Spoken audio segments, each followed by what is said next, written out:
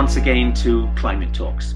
Earlier this year, the Intergovernmental Panel on Climate Change published its sixth assessment report dealing with impacts, adaptation, and vulnerability. It looked in particular at ecosystems, biodiversity, and specifically at how human-induced climate change is affecting people, and what we can do right now to limit these impacts. With global warming of 1.5 degrees centigrade, the world is facing unavoidable multiple climate hazards over the next 2 decades, and therefore the risks for communities worldwide will increase, including threats to infrastructure and low-lying coastal settlements. Weather extremes like heat waves, droughts, and floods are occurring simultaneously, causing cascading impacts that are increasingly difficult to manage. Asia and small islands are especially in danger, with millions of people exposed to acute food and water insecurity. A dire warning about the consequences of inaction was announced by Ho-Sung Lee, chair of the IPCC. It is a threat to our well-being and all other species. It is a threat to the health of our entire planet. Any further delay in global action will not be an option. The extent and magnitude of these changes are larger than estimated in previous assessments, and this is one of the main conclusions of the report. Some losses are already irreversible, such as species extinctions, and others are approaching the point of no return, like the changes resulting from the retreat of glaciers, or the changes in mountainous and Arctic ecosystems. Heat waves and drought events are exacerbating. Water scarcity is already today affecting half of the human population during some of the year, and indicating that these resources need to be protected. This is connected to multiple facets of the planet. You know, the melting glaciers in the mountains are an important source of fresh water, and they are these water resources are being used for irrigation in places where water becomes limited. This has challenges for groundwater resources. So careful management of these resources, and also protecting the ecosystems that actually provide water storage and provide clean water resources is part of this. This is a very good example where we can demonstrate that integrated action across multiple sectors is important, and we integrate all of these actions into an overarching concept called climate resilient development, where mitigation measures and adaptation measures come together, are well integrated to reach sustainability. The report also states that weather extremes have reduced food and water security, hindering efforts to meet sustainable development goals. Children, elderly people, and women are particularly affected. The document stresses that the future vulnerability of ecosystems and communities will be strongly influenced by past, present, and future developments of human society, including from overall unsustainable consumption and production, and increasing demographic pressures.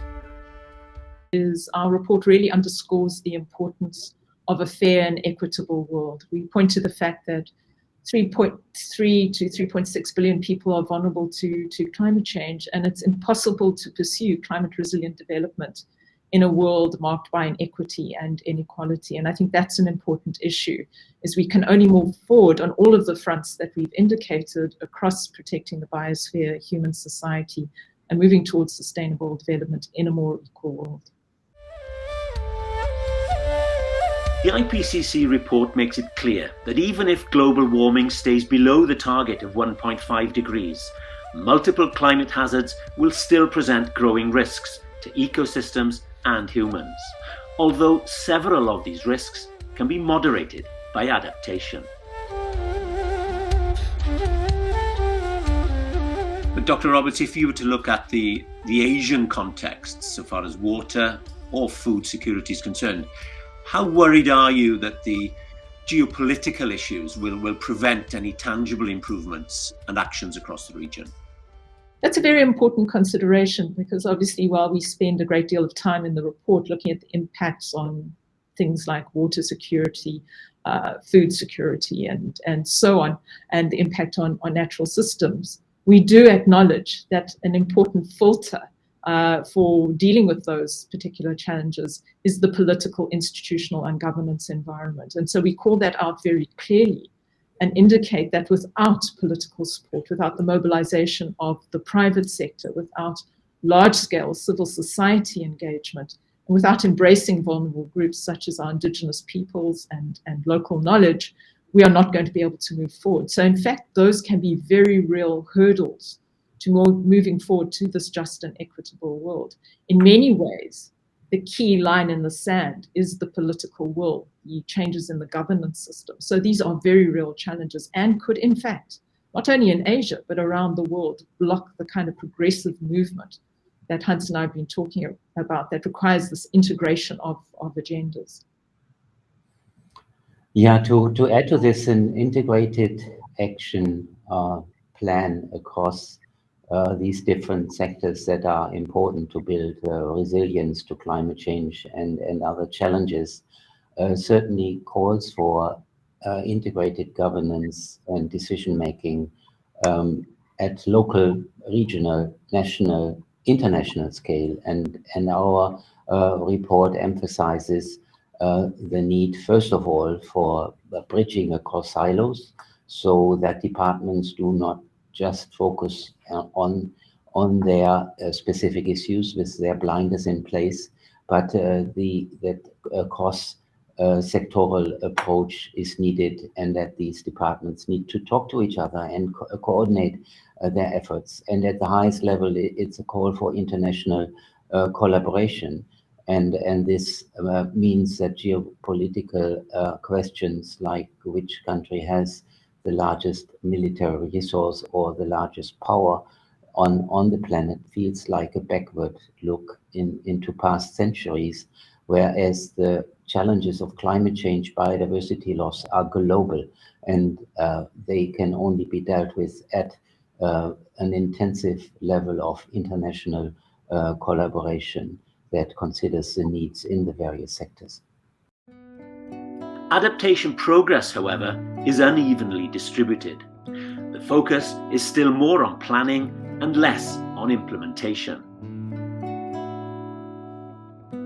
If this and the other reports are providing us with guidelines for the future, and you say that this is the decisive decade, what specific actions, therefore, are you advising governments to take? It's about a holistic approach. While, for example, in the case of mitigation, a carbon price would be very important to turn things around and really change the course towards ambitious emissions reduction. At the same time, and in a coordinated way, ecosystems and biodiversity need to be effectively conserved on 30 to 50% of the area of the planet and in the ocean. All of these actions to some extent have started, but we have an implementation gap. The degree of action, the scope of action is not yet sufficient. And if the human species wants to reach sustainability and maintain a livable planet, ambitious action is needed at all fronts and all across the globe. There is no corner on the globe that is not affected by climate change, and it is very important that all countries join the effort. But certainly, some countries need to do more than others because they are coming from higher emission levels. Our special guest in this episode is Professor Dr. Joy Pereira. Dr. Joy, thank you very much for joining us. Now, if I was to start to read the list of organizations and institutions that you're a part of, I'd be here for a very long time. Suffice to say that in this context, you're with us as Vice Chair of the Intergovernmental Panel on Climate Change, the IPCC Working Group 2 on impacts, adaptation and vulnerability. But of course, your involvement with IPCC stretches back more than a decade. You were review editor for the 2012 IPCC special report. on managing the risks of extreme events and disasters to advance climate change adaptation. That is obviously 10 years ago. How would you describe your involvement in climate issues now in 2022? When I started out in the IPCC a decade ago, I was nominated by the government of Malaysia as an academic from University Kebangsaan Malaysia. And it was at that point in time, I myself was learning the issue up from the global perspective. And within the country at that point, we were very much had low awareness on adaptation at that point. So it was after my exposure that I was more well versed with the global scenario. And if you were to compare the situation a decade ago globally and currently, I would say there is a higher level of awareness and urgency on the issue, both at the global level, but of course, even in the national level, there is this urgency that has trickled across. And I think there is still some ways to go, particularly in the region and on the urgency component. And but certainly things have really improved drastically. Let's consider the claim that of the 100 cities across the globe facing the greatest environmental risks, 99 of them are in Asia. Now, the magnitude of the challenge ahead of us is enormous, not so? But with respect to the IPCC findings from Working Group 2, we take risks to mean the potential for adverse consequences on both humans and ecological systems. So in that context, based on observed evidence, the IPCC has noted that cities have already been impacted by floods, coastal storms and such, and this occurs in all parts of the world, not only in Asia, although in this particular study, they have assessed using their method, and they find that quite a number of the 400 cities that they assess is the top 100 is in Asia. Let's look at some of the other issues that place urban areas into the high risk category, such as unplanned urbanization, rapid land use change. What can be done? What can we do to address these particular issues? So in terms of the responses that one can take, it would, with respect to climate change, it actually would depend pretty much on the characteristics of the city. So whatever action you take is going to be area specific and context specific. And in that sense, there are few aspects that we have recommended from the Working Group 2 report, and we need to actually strengthen key enabling conditions. In this particular case, we need to strengthen governance and capabilities of governments at all levels, particularly at the local level, to tackle all these complex problems and take a long-term perspective in making short-term decisions. Of course, in the IPCC report, we have given you a range of options, but whether or not that option is suitable, it needs a specific study. Even if two cities are nearby, depending on the context, it will not, one option may not necessarily be suitable for the other, for another city, even if it's located nearby. And in this context, what we have recommended is that we need to have more effective coordination across scales, across sectors and the policy domain. And a particular no regret option is to actually reduce inequities and injustice and reduce social vulnerabilities. In other words, take care of all the inherent problems, because the groups that are going to be impacted most are those who are marginalized and poor. And this is true for a city, be it in a developing country or a developed nation. What would you say are the most significant barriers preventing development in Asian urban settings? Climate resilient development has, since the last assessment report and up to this current release early in February this year, has become more concretized, if you will. And it is a process where you actually integrate the implementation of both mitigation and adaptation actions.